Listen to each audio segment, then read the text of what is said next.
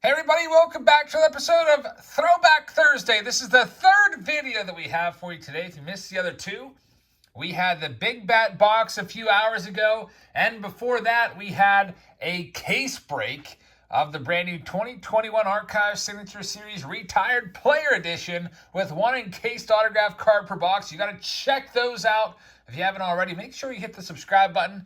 Also, there's a little bell next to the subscribe button. That's the post notification bell. Anytime I post a video or go live, you will get notified. And it's a very busy day around here, 3 uploads.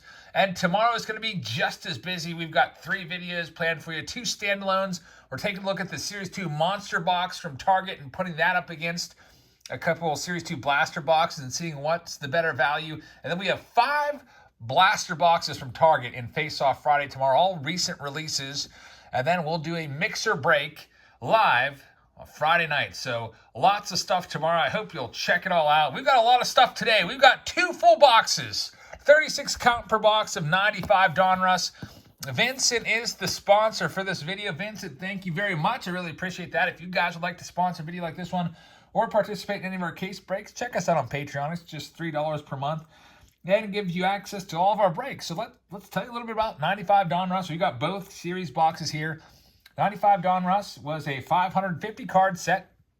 Series 1 had 330 of those, and then Series 2 was only 220. So they cut the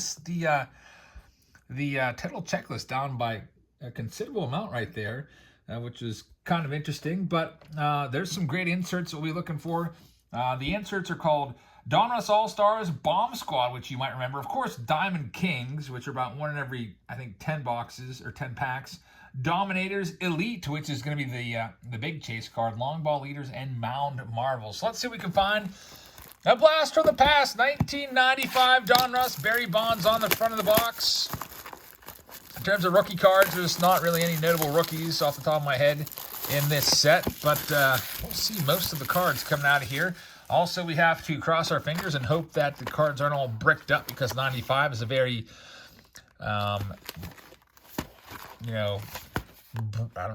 brick-centric year. I don't know what the word I'm looking for, but the cards could all be bricked up, which means they're all sticking together. So here we go. Different players on the front of each of the packs, which is kind of cool. See Frank Thomas, Barry Bonds, Jeff Bagwell, and Juan Gonzalez on the front of those wrappers. And looks like those are going to be the only 4 subjects on all these wrappers based off what we see, which is still kind of cool. Here's what the wrapper looks like.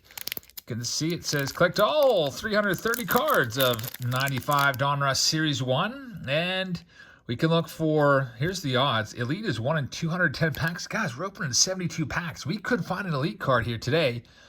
Press Proofs 1 in 20. Diamond King 1 in 10. Bomb Squad's 1 in 24. Super Pack containing all 6 Bomb Squad cards, 1 in 90. That would be pretty cool to find the Super Pack. Let's go ahead and get into it. Oh, good news. These are not sticking together at all. They're just falling right apart. So 95 Donruss, you could see right here. Really tough to read the names. There's Juan Guzman right there. And is that Kyler? What's his name? Kyler. Milt Kyler. There's Jose Valentin. Very nice design. There's the rated rookie emblem. There's a Michael Huff, which is upside down for some reason. Danny Jackson and David Segui is the last one right there in pack number 1.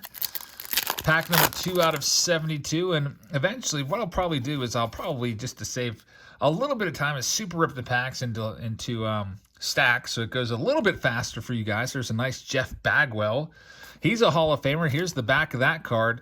Kind of an interesting back, kind of like the boxes there. Always hate how they never give you all of their total stats. There's Joe Orsulak, and we have a Diamond King card. Check this one out. Moises Alou. Of course, this was drawn by the iconic artist Dick Perez, who did all the Diamond Kings dating way back to whenever they first started the Diamond King set, which I think, was that 82? 82 or 83 Donruss when they started that. Really, really cool thing. Ray McDavid right there. Not a big name. Rick Helling, neither a big name. Kurt Schilling, future Hall of Famer right there. I like that one a lot. Moises Alou Diamond King. So the Diamond King set, if you're unfamiliar, they would pick one player, whoever had the best season from the previous year, and put them on the front of a Diamond Kings card, which is always a nice little homage to the best player from each team. We have a Alvaro Espinosa right there. And that's a name from the past. And I literally can't read the name of any of these cards. Can you? Jose Mercedes. So that's one of the big flaws of this design for me, is the names are in size like 8 font, and then they just kind of blend in. I think that's Manny Lee right there. Brent Main. There's good old Brett Boone. We've got Carlos Delgado, who should have gotten a little more play for the Hall of Fame. There's a Todd Hundley, which is the nice one. We got a Lima time coming up after the Jeremy Burnett's. Jose Lima, nice one right there. Of course, he passed away at a very young age, unfortunately. And Ishmael Valdez is the last one. All right, so going forward, we're going to super rip these. 95 Donruss. Actually, box of these cost about $50 a piece on eBay, so they've definitely gone up as everything else has gone up. A few years ago, you could probably pick up a box of these for $10 to $20, and now $50 a piece for people chasing the elite cards, I guess, because there's not much else to chase in 95 Donruss in terms of rookies or, you know, getting any of those cards graded. It must all be about the elite search. I once found an elite card out of a pack when I was about 12 years old or so. It was a Fred McGriff, and man, was it awesome. We have a Joe Orsulak. There's a Barry Larkin, who's a Hall of Famer. Chris Gomez right there. Looks like, I was going to say, I'm glad the cards aren't flipped every which way, but some of them definitely are. There is a Jose Oliva card right there. Don't remember much about him. Steve Cook, good old Cookie from the Pirates, one of their failed guys. There's Walt Weiss, former manager right there. Tim Naring, Ozzie Smith, Hall of Famer. That's a nice looking card. Jose Mesa, the closer there of the Indians, Mesa time. Man, the Indians were good in 1995. Of course, the team that would go on to win the World Series in 1995 was the Atlanta Braves, 1995, and that would be the only time that the Braves would win the World Series, believe it or not. They won all of those pennants all throughout the 90s. Basically every year they were there. And there's a Bomb Squad card right there. Fred McGriff, very nice. Bomb Squad is one of the sets that we're looking out for. One of the insert sets. The Bomb Squad cards, according to Beckett, is 1 in every 24 retail packs. So there's the Bomb Squad right there. Like that one a lot. Fred McGriff should be in the Hall of Fame. I have literally no idea why he's not. If he would have hit 8 more home runs, his ticket would have been punched. He would have been in the Hall. Hey, Jose Lind right there. That was my brother's favorite player growing up. He was always a big fan of Chico Lind. I personally didn't like Chico Lind because of the 1992 Game 7 of the NLCS, where he made a boneheaded error and ended up basically leading to us losing to the Atlanta Braves, which was really, really tough on me as a little kid. Broke my heart, and if you're a Pirates fan, you probably remember that. All right, next up, this is stack number 2. We'll just look out for the insert cards. Otherwise, it's going to be like an hour-long video with 72 packs to do. Barry Bonds, the cover boy of this. Who would have known that Barry Bonds would go on to be the all-time home run king in 1995? Not I. I always thought he was good. Mike Piazza, by the way, is on the front of that pack. Bonds probably was a Hall of Famer before he ever touched steroids, which I think, depending on your source that you listen to, if it's Jose Canseco or whoever, I can't remember where exactly I heard this, but it might have been around 97 or so. I mean, I guess you could just kind of look at his body structure, and he just ballooned up to be this incredible Hulk. And now, if you've ever seen Bonds recently, he's back down to a very slim, normal size. Looks like, I think he really got into cycling big time and looks really healthy now. But man, he really could hit. He was the batting coach for the Miami Marlins for about a season a few years ago. And unfortunately, didn't last too long for him. There's a Mark Aker. Remember him? Sammy Sosa. Slamming Sammy Sosa. That was before the whole 1998 home run chase. You can see he was putting up some pretty decent stats. 33 dingers, 25 dingers. Then all of a sudden, that would just explode to 66 in 1998. Of course, Sammy Sosa and Mark McGwire going at it. There's John Hudek right there, one of my brother's least favorite players. Andy Ashby. Let's see what else we've got. Laying a bunt down there. Wayne Kirby. That's a name from the past. Not a lot of inserts. There's Omar Vizquel. I was hoping there'd be some more inserts, but I guess we're a little tougher to come by. That Bomb Squad was the last one that we had. We got a Jason Giacomi. I'm not exactly sure how you say that, but you can see all these rated rookies are pretty crappy. Danny Bautista, there's a Mike Piazza. That's a nice one. He, of course, is a Hall of Famer. Another rated rookie, James Mouton. Kirk Gibson near the end of his career. I think Gibby would play maybe a few more years. Can't remember when he hung him up. He might have actually been on the Pirates in 97. I can't remember. I think he was with the Pirates for just a small amount of time. There's Darryl Strawberry back with the Giants. Most of you probably remember him as a Met, and a Cal Ripken Jr. card right there. I love this card. Used to have this one as a kid. Mark McGwire and Ripken both on the same card. That is a nice one. I do like that card a lot. There's Sean Dunston, rated rookie of Chan-Ho Park. And we have our Diamond Kings. It is a Dante Bichette, father of Bo Bichette. Cool card right there. And a press proof card, which is not numbered, but I think we saw the odds were roughly 1 in every 10. It's a Greg Vaughn who had some nice power seasons. Not a huge name, though. Almost missed the Mike Mussina. He's a Hall of Famer. Nice one right there. We've got a Danny Bautista rated rookie. Again, a John Mabry rated rookie. And I'm just flipping them over to make it a little easier. There's a Don Mattingly, Donnie Baseball. Don't know why he's not a Hall of Famer. Doesn't make any sense to me whatsoever. Roberto Pettigini, or Pettigine, I don't know what his name is. Upside down, Darren Dreifert, rated rookie. There's a West Chamberlain rated rookie of Joey Eishen. And the last one, there's going to be Hector Fajardo. So not a lot of big names so far. Best rookie might be the Chan-Ho Park rated rookie that we found in that last stack. Let's see what we can find in our next stack of 95 Donruss. You see Armando Benitez rated rookie right there. This is the first time I've ever done 95 Donruss. It might be the last time, too. I was looking through my boxes that I have on my shelves, and I picked these up probably about a year ago out at Triple Play Vintage Wax.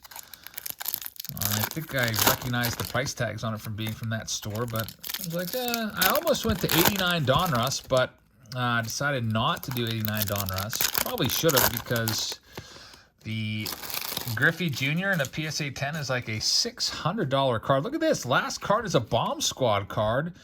That's a Kevin Mitchell. That's a nice one right there. I remember my friend Joe from Joe's Card Corral, who's got a YouTube channel, was absolutely obsessed with the Bomb Squad. I think it was a Matt Williams Bomb Squad card you can see on the back.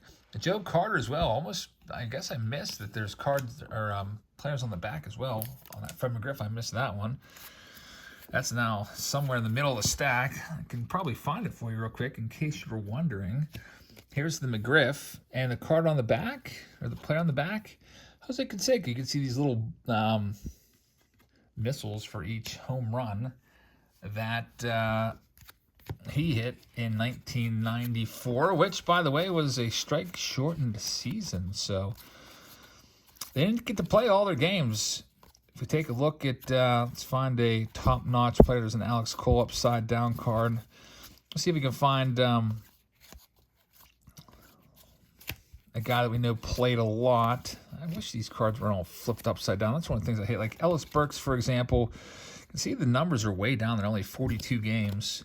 Cal Ripken Jr. Now, he played every game, as you know. This is the best possible card to illustrate this. 162 every year. 1994, only 112. The reason why is they completely stopped playing baseball in 1994 after August 11th. That was it. The players went on strike. Just not seeing eye to eye with the owners about revenue sharing and multiple other issues. There's a Pedro Martinez. He's a Hall of Famer. And speaking of Pedro Martinez, the Expos were the best team in the game at this point. Guys like Jeff Becerra doing the job. Look at that 299 earned run average there. And, man, would you believe it? There was no World Series in 1994. Jim told me that could have been the year that the Expos won it all. There's a Roberto Alomar. He's a Hall of Famer. if the Expos would have won it all, some people think that it might have saved baseball. Jeff Kent, who should be a Hall of Famer, and I think one day the Veterans Committee will probably do right by him and get him in there. Lee Smith is a Hall of Famer, as is Trevor Hoffman. Two nice closers back-to-back right there. But just really, really sad for Baseball Montreal. They tried. They kept going, but attendance kept dwindling. They traded away all their good players. Man, the 94 Expos had guys like Pedro Martinez, or third Sammy Sosa, by the way. Pedro Martinez, Jeff Facero. There's a Tony Gwynn. Larry Walker was on that team. Was Henry Rodriguez on that team? Oh, Henry. They were stocked, and Ken Hill, I think, was another pitcher. Let's see what else we have. But they traded away all their good players after 94. They had that window and unfortunately lost it. Now, baseball would come back in 1995. They'd start the season a month late. I think they started around like April 30th. Instead of playing 162 in 1995, they only played 144. And, of course, at least we got baseball back. We got a World Series. The Braves would go on to win that World Series. Who'd they beat? I think it was the Cleveland Indians in 1995.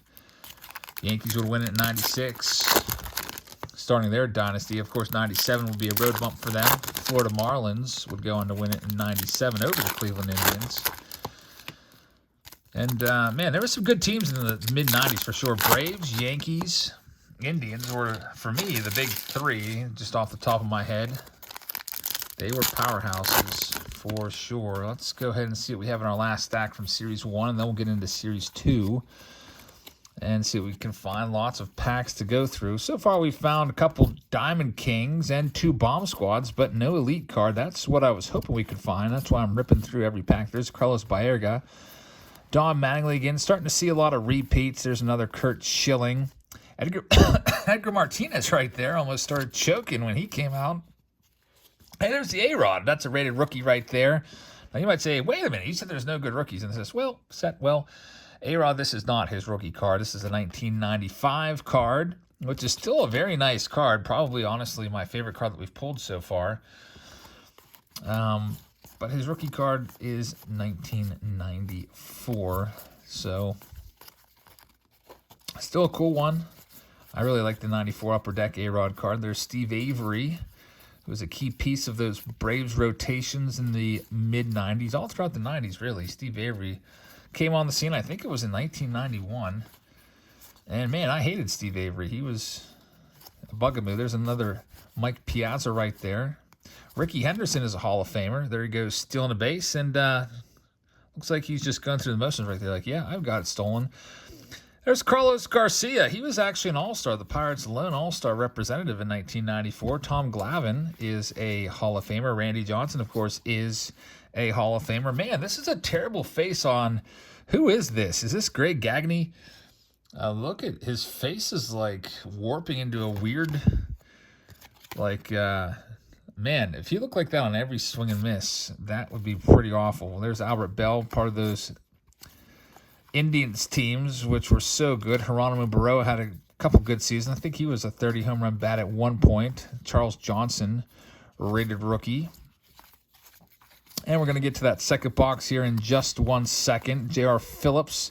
Looks like no Elite card. There's Hall of Famer Jim Thome. Love how Jim Thome would always point the bat out. I loved that about him so much. I was talking with that about Heather yesterday at a baseball game, a Little League baseball game. There was a lefty that came up, and he would point his bat out at the pitcher, just like Jim Thome. I thought that was so cool.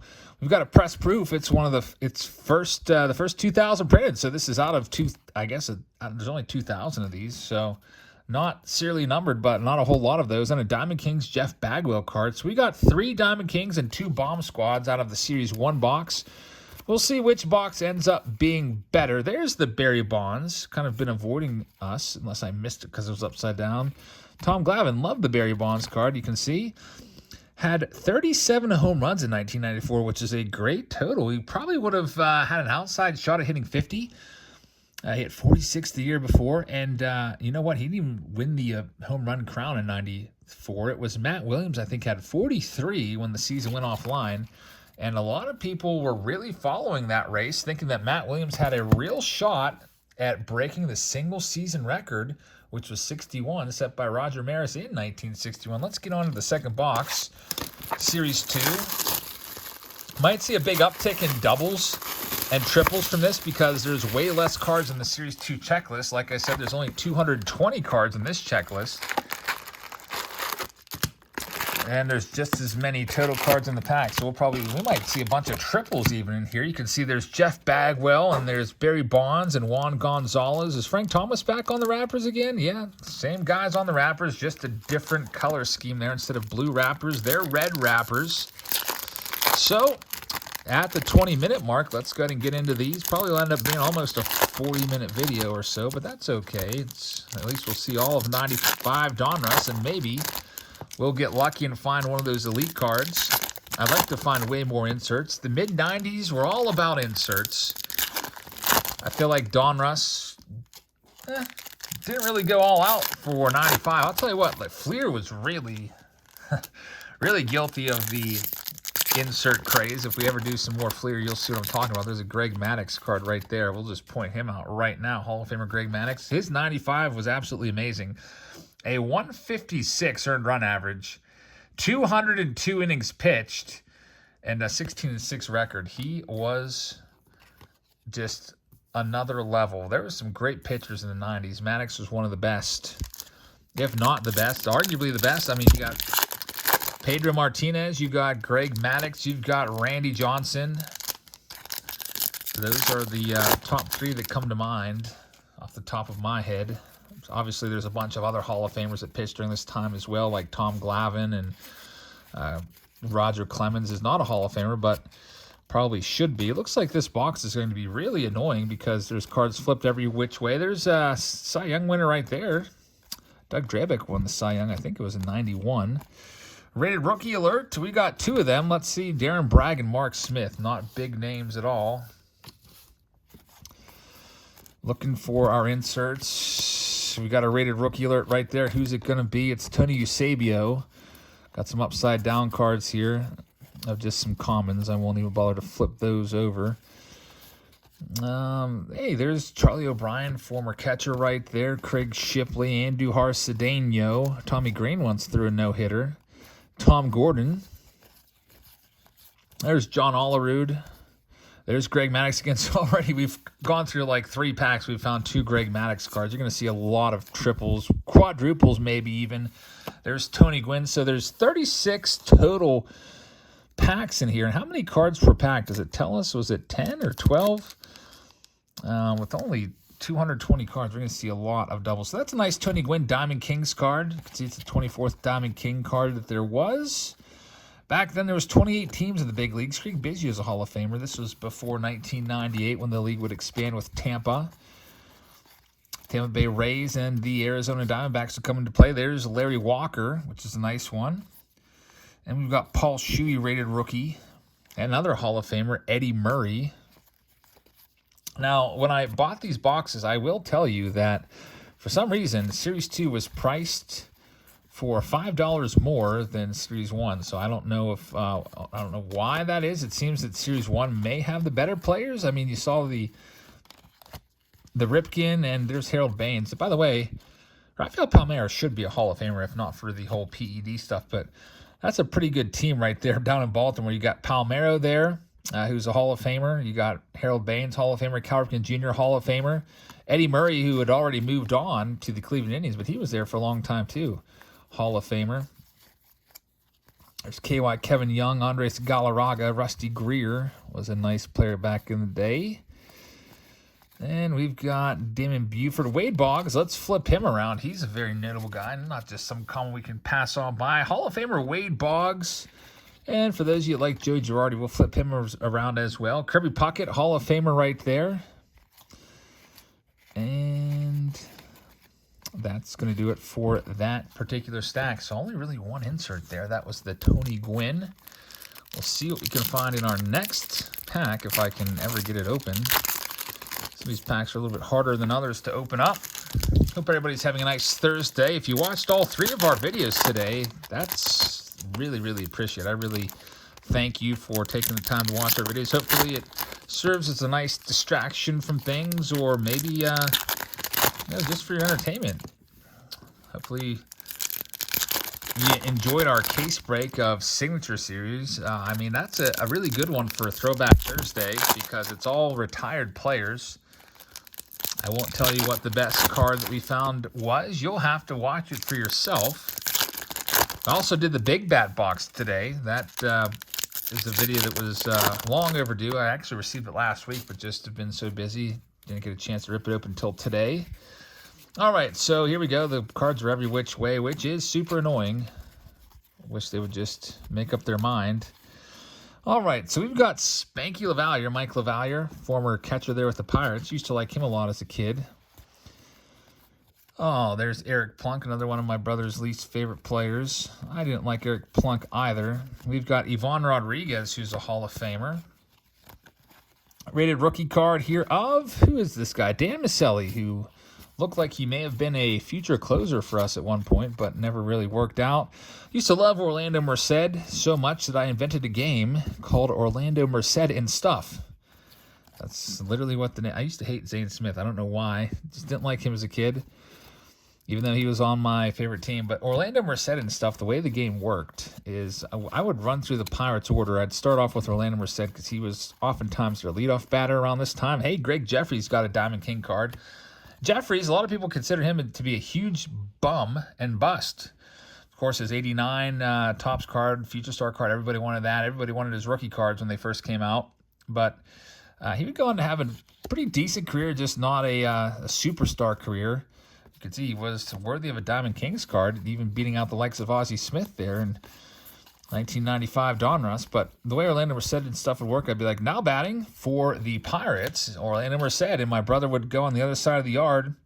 Hey, look at those averages for Greg Jeffries. 342 for the Cardinals in 93. And then I would throw a ball, and my brother would have to field it as quickly as he can and throw him out at first base. If he bobbled the ball or was too slow, Merced would be safe. Every time that Barry Bonds would come up in the lineup, I would throw it like way over his head into a pear tree, and Bonds would always round all the bases. I'd be like, going to second, going to third, coming home. My brother would try to get to the place, but he'd usually be safe.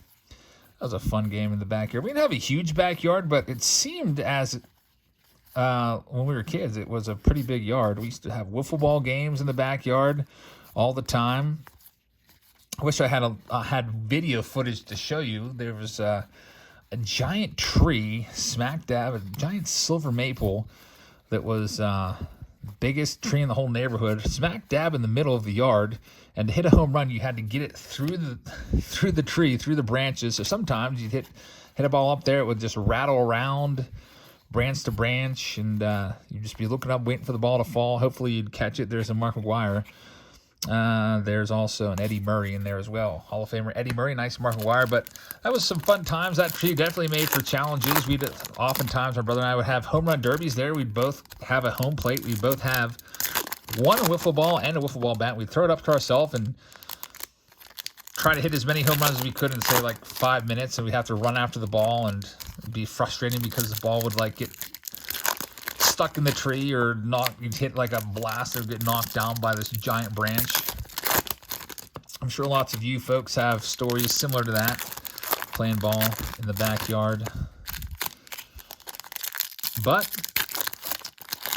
no video footage. That would definitely have been some interesting. Imagine if there was YouTube around back in the early to mid 90s. There would be some great footage we could go back and look at. All right, so Vincent, let me get your name back on the screen. Kind of got bumped off there. Let's see what we can find for Vincent in our next round here. Hoping we find an elite card. That's the big money card. Those elite cards, which are one in every 210 packs or so. There's a Jose Canseco. We'll flip him around.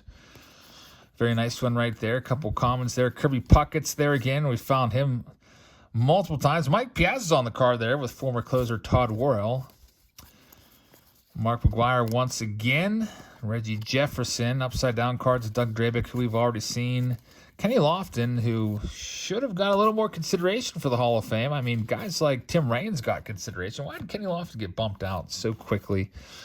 Eddie Murray for the third time. We're only halfway through the box. Maybe a little over halfway through the box now. David West. Riel Cormier, who is a French guy. Probably a lot of you mispronounced his name as a kid. Former MVP, Ken Camnetti, who was really big into steroids. Unfortunately, met his demise at a very early age. I think it may have been because of steroid complications. But there is a great-looking card. Ken Griffey Jr. Look at this card. The kid, hopefully we can find some more of this. See, he had 40 home runs. He would have definitely gone on to probably hit at least 50 in 1994. Man, there were so many players having great seasons in 94 that just got cut short. Who knows? He may have even just gone off and ended up getting 60, 61 home runs. Greg Maddux for the fourth time in this box. There's Bo Jackson. Bo Jackson, man, this was just a guy that a lot of us in the, the late 80s thought that he was going to be the next big thing. You could see his career got destroyed there. Had that hip injury and just was never the same. But with the Royals in the late 80s, he was the man. Running up walls, breaking bats over his knee. He had a whole card to him, the Bo card in the 90 score. Al Martin, Diamond King for the Buccos. Cool card right there. Craig Biggio once again, who is a Hall of Famer. Bob Hamelin, who is a nice rookie there for a little while. There's Larry Walker. Looks like his bat may have got sawed off there. Check that out. Yeah, it totally did get sawed off. Larry Walker getting jammed. Probably had a little pop-up there. Paul Shuey screaming about something. There's Eddie Murray for like the fifth time. Man, so many Eddie Murray cards. Why can't we find a bunch of Ken Griffey Jr.'s? We've had one Griffey that I've seen, and just a ton of Eddie Murrays and Greg Maddox's, which, I mean, that's good. They're Hall of Famers and stuff. There's another Harold Baines, probably another Rafael Palmeiro with them. Yep, there they are. Jim Abbott, who, of course, very inspirational type story. And speaking of two-way players like Bo Jackson, Deion Sanders was another guy that did both. I can see he had a great season with the Braves in '92 and pretty decent career as a leadoff hitter there. Neon Deion Sanders. Here's our last stack, everybody. Thank you so much for watching. If you guys enjoyed this throwback to 95 Donruss, I really hope we can find an elite card in here. But again, with the 1 in every 210 packs or so, it's going to be tough. You can see it advertised. It's still 210. Oh, it's 180 now. So odds are a little bit better in Series 2. That's probably why Series 2 is more. The odds are easier to find the elite cards. I was wondering when I saw the price tags on these boxes, like, why was Series 2 more when it looks like the checklist was better for Series 1? And there you go. Better chance at elite. This pack... Oh, guys, we have something really cool right here. Check this out. What is this? Did we just hit a super pack? I think that we hit the super pack. If you take a look at this, super pack containing 8 Mound Marvel cards, 1 in 90. I think that we got it here, guys. The pack felt kind of thick, and that's why. We'll take a look at that in just 1 second. Let's go through this little stack of cards right here, and we'll take a look at the Mound Marvel set, tell you a little bit about it, see if there's any value to it. And let's go ahead and check these out first. I think we actually have the super pack. I wasn't expecting that. 1 in 90 are your hit odds right there. And by the way, how about the cards not sticking together? It's kind of got reminded by it right now because a couple of these did just stick together. But overall, really happy with 95 Donruss and not having to totally scrap the break and refund all the money because all the cards were sticking together and getting ruined. And here he is, Matt Williams, 43 home runs in 1994. Spoke about him earlier. Was just having a historic season right there at that time. That many home runs on August 11th. Had a great shot of Roger Maris's mark. And what is this? We have a Mound Marvel right here of Greg Maddux. And I think we may have a whole bunch more coming our way. So a very cool card right there. It has a protective film on it. And the odds of finding a Mound Marvel pack, if I take a look at the wrapper, are 1 in every 24. So basically 1 per box are the Mound Marvels. I'll tell you what, I don't know. Do I say I would gladly trade in that super pack for one elite card? We'll take a look here at what we've got going on in the rest of this stack. Is they're starting to just stick together just a little bit. You can maybe see a little bit of stickiness. Like there's like 5 cards there that not quite bricked up, but definitely don't really want to come apart that easily. You can see there's a card sticking in the back there. It's a Craig Grebeck. There's Mark Grace. Got a Diamond King card there of Scott Cooper. That's a name from the past. A press proof. First 2,000 cards printed. That is going to be Scott Cooper again. Bob Tewksbury, who's the first player I ever publicly booed, and actually I was heckling Bob Tewksbury as like a 9-year-old kid. I remember that, and I felt bad about it afterwards. People around me were heckling him, so I was like, yeah, you're terrible. But probably in my high-pitched 9-year-old voice. He probably didn't care one way, but then I felt bad. There's a Manny Ramirez. And we're going to wrap this up and take a look at the super pack here in a second. Nothing really crazy. Looks like no insert cards. This last little stack is just a little bit sticky. All right, so the super pack is 1 in every 90 packs, and I think it might be these Mound Marvels. Now, just to let you know, I somehow misplaced, I don't know how I misplaced it, my Beckett Almanac, which tells me all the odds and everything in there. So I just grabbed this Beckett that I've been using just to see all the different checklists. This is a Beckett from 1997 with Tino Martinez on the front. And I've just been referring to it. Now, the Mound Marvels complete set was worth $20 back then. The main cards in it were Greg Maddux, Mike Mussina, and Randy Johnson. Pretty cool, right? 1 in every 16. I don't know if I agree with that. Ours says 1 in every 24, so I don't know. Let's check it out. The super pack is going to have all of those cards in it. So we get 2 Chris Turner cards. And then here is the entire set in 1 pack. Bo Jackson's in there as well. Check this out. Really cool stuff right here. So we have a Mound Marvel card. That looks like Jason Beret right there. Jason Beret, who was one of my brother's favorites as a kid. We also have the Greg Maddux we pulled earlier.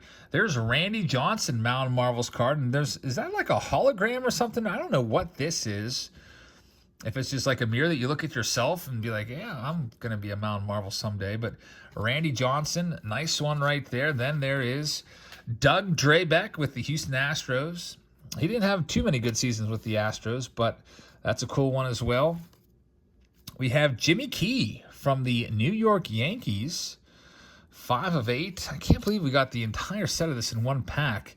Brett Saberhagen coming up next. 4 of 8. We've got Mike Mussina right there, Hall of Famer. 3 of 8, the entire pack. There's Dave Cone, 2 of 8, and the Greg Maddux, which we pulled. So you get 2 Greg Maddux cards, which is pretty cool since that's the best card in the set. It was valued at $10 back in 1997. I don't know what that goes for anymore. You can go on eBay and see what a complete set of this goes for. Now, since boxes of these go for $50+ if you look at eBay recently sold, they go for $50 to $55 a piece. So let's take a quick look here before we say goodbye and see if there's any recent sales on the set. It can give you kind of a price here. Complete set of 8. Donruss Mound Marvels complete set of 8 is on there right now for, looks like $4 buy it now. Is that right? I see some other ones for $15, $14, $14, $13, $12. So it looks like, unfortunately, the prices of this Mound Marvel set isn't, to the same extent as a Randy Johnson, or not Randy Johnson, an elite card, but worth at least $5, $6 or so for the complete set. Still pretty cool that we found a super pack there of all of that in there. Man, if this was 1995, we would be going crazy right now. So, Vincent, congratulations on that cool little wrinkle in this video. And that'll do it for this episode of Throwback Thursday. Thank you very much for watching. I hope you guys enjoyed this video. Hopefully you will check us out tomorrow. We've got triple upload tomorrow for you as well. We've got the Monster Box of Series 2. We've got a Face-Off Friday with 5. Count them 5. They're ready to go. boxes of recent releases from Target and a live stream. It's a mixer break. So thank you very much for watching. Hope you guys have a great rest of your Thursday, and I will see you all tomorrow. Good night, everybody.